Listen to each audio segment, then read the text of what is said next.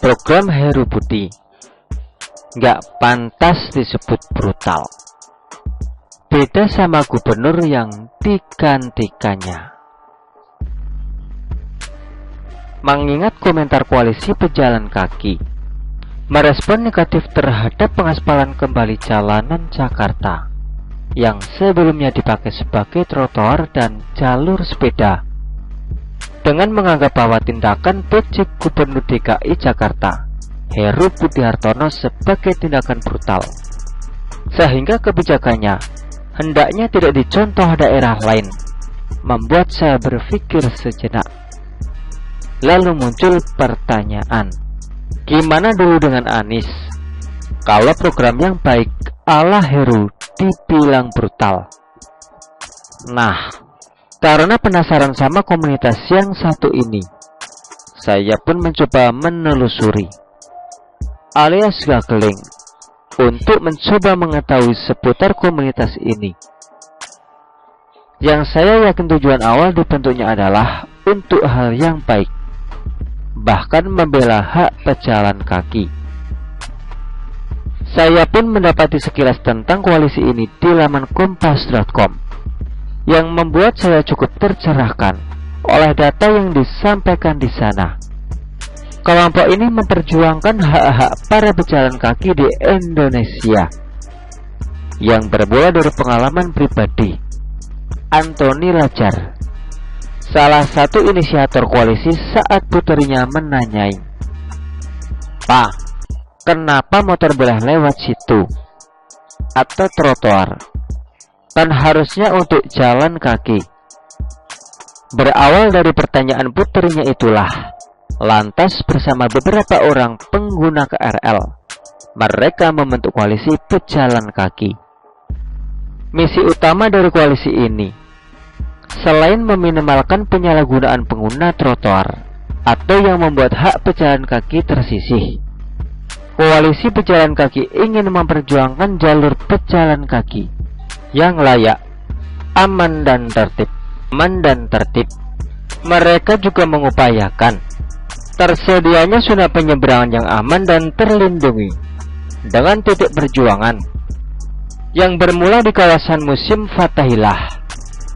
Menurut pemberitaan kompas.com Agustus tahun 2014, keberadaan komunitas ini telah menyebar hingga ke kota Medan, Yogyakarta, dan Bogor dengan ratusan anggota. Selang 8-9 tahun kemudian, kemungkinan besar keberadaan koalisi sudah bertambah lokasi, yang jika terwujud tentunya perlu disambut positif.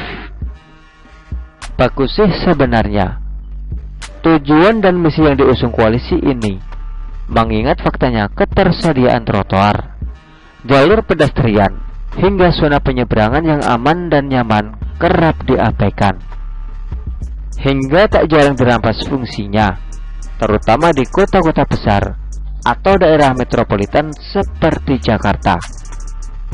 Untuk daerah yang terakhir saya sebut bahkan lebih parah, karena pada era Anies menjadi gubernur, kabarnya fungsi trotoar jelas dirampas, seiring diizinkannya kembali PKL berjualan menggunakan sebagian trotoar, hingga jalanan umum di kawasan Tanah Abang yang dibuka lagi untuk berjualan. Padahal penataan kawasan ini pada masa Ahok terbilang sudah cukup baik, meski diwarnai perseteruan dengan Haji Lulung sebagai penguasa di Tanah Abang. Jadi, dengan program pengembalian fungsi jalan dan upaya mengurangi kemacetan, lantas disalahartikan hingga disebut kebijakan yang brutal. Rasanya koalisi pejalan kaki terlalu cepat dalam mengambil kesimpulan.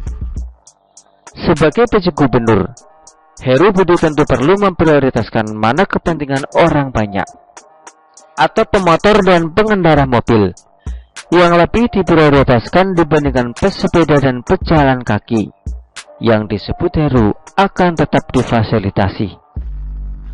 Mereka hanya perlu sedikit bersabar saja kok, plus terus mendukung kebijakan Heru Dan kalau sekiranya dianggap kurang tepat, kan bisa datang ke balai kota untuk menyampaikan aspirasi. Pak Heru pasti membuka pintu balai kota buat kalian kok.